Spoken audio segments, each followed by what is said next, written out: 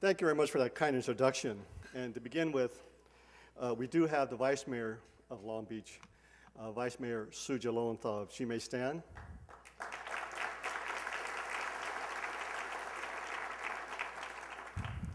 A lot of times when I see these young people, well, young compared to me, I always look into the future. Who will be the next governor of California someday? Remember that name. Anyway, you know what? My wife's staring at me. Let me introduce my lovely wife, Cordero. You know, Gloria reviews all my speeches for political correctness, and I do get a little nervous when she's present when I do speak, because if I make any mistakes or politically incorrect statements, I know that the rest of the day will be a bad day. Before I begin my formal comments, let me first of all thank the Los Angeles Chamber for their continued efforts in moving forward with the agenda of international trade, so important to the state, and also our various sponsors who have already been named. But again, thank you very much. And one note about being a sponsor, earlier this morning, before I walked into this room, many of us were acknowledging the scholarships to the young people, the next generation of people in international trade. So be sure that your monies that you have sponsored or used to sponsorship this event go to a worthy cause, the next leaders of our young generation. I also like to acknowledge my committee members, the World Trade Committee. None of this would have been possible but for their work. I am just the chair, so to speak, which basically means I'm just a messenger, but the real work is done by the committee. And also Jasmine, where is she? Gonzalez? She's working. So anyway, give her a great applause. And lastly, as someone who comes from port authorities, I like to recognize both ports who are present.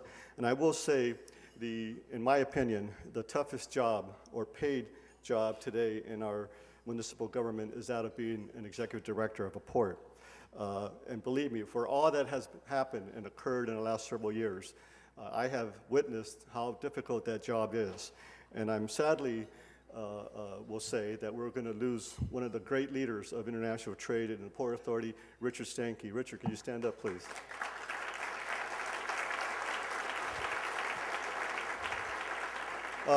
Dick needs no introduction, but on the other hand, this is his last World Trade Week appearance as an executive director of the Port of Long Beach. We think he still has time to change his mind. So with that, again, I wanted to make this acknowledgement because, again, many of you here know Dick and all the life achievement he has put forward with this very important issue of goods movement in the port authorities. And also, again, Cindy Misakowski of the Port of LA, Polly and Nick Ceramic, our president of the Port of Long Beach. Those are probably the most challenging volunteer, non-paid positions.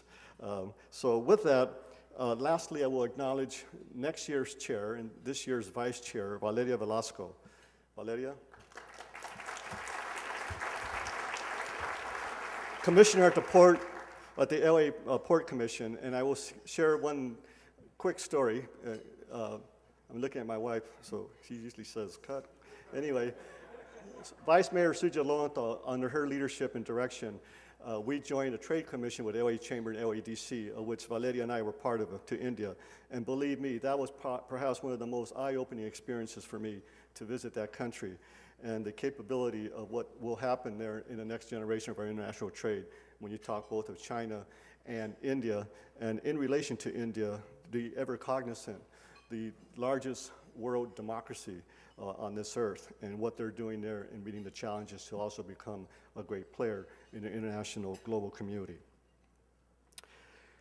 Well, welcome to the 85th World Trade Week, first observed in 1927, founded by Stanley T. Olofsson, the manager of World Trade Department of Los Angeles, or then manager of the World Trade Department of Los Angeles for the Chamber of Commerce.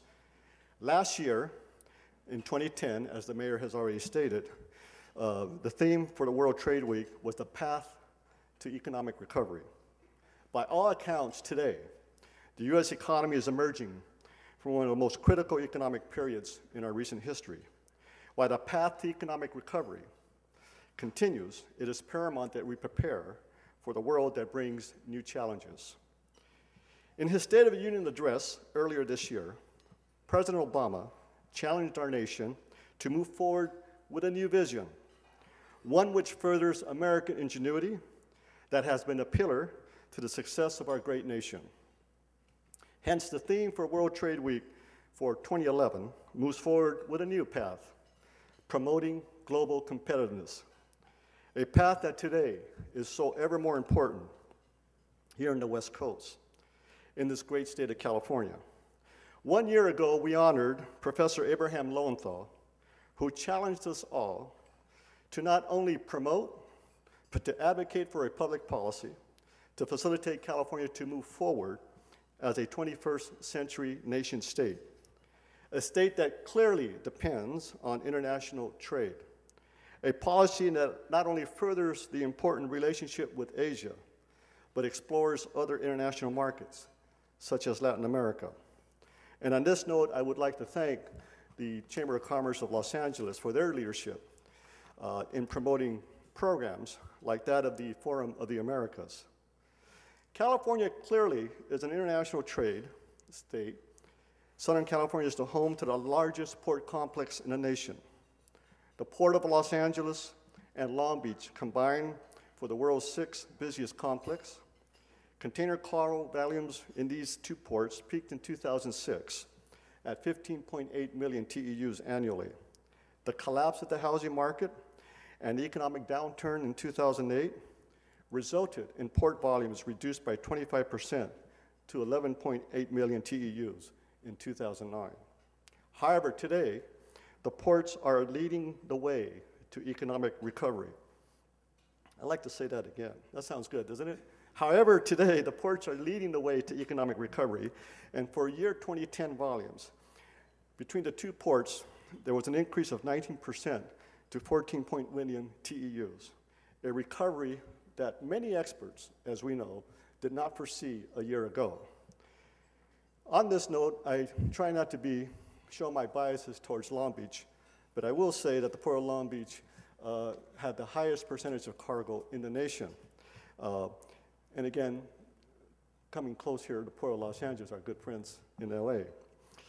To further our ability to compete in today's global world, we must place a priority on the issue of the state's trade infrastructure.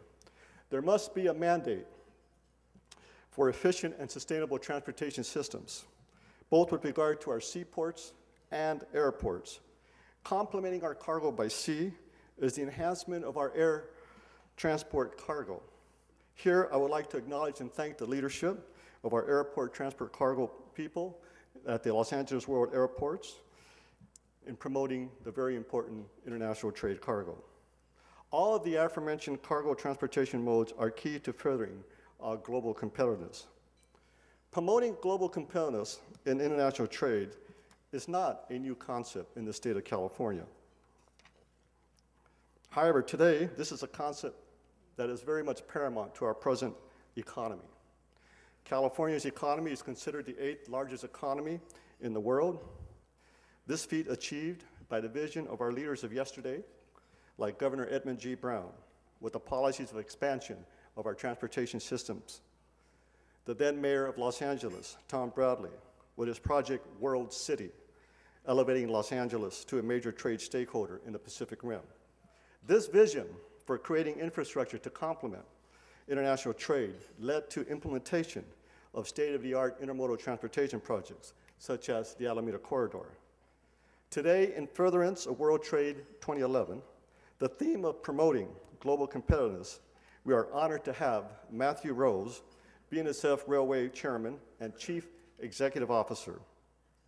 Our partnerships with the intermodal transportation industry is vital. Hence, the World Trade Committee's selection of Mr. Rose clearly makes a statement as to this question. Our leaders of today must further a vision for our leaders of tomorrow.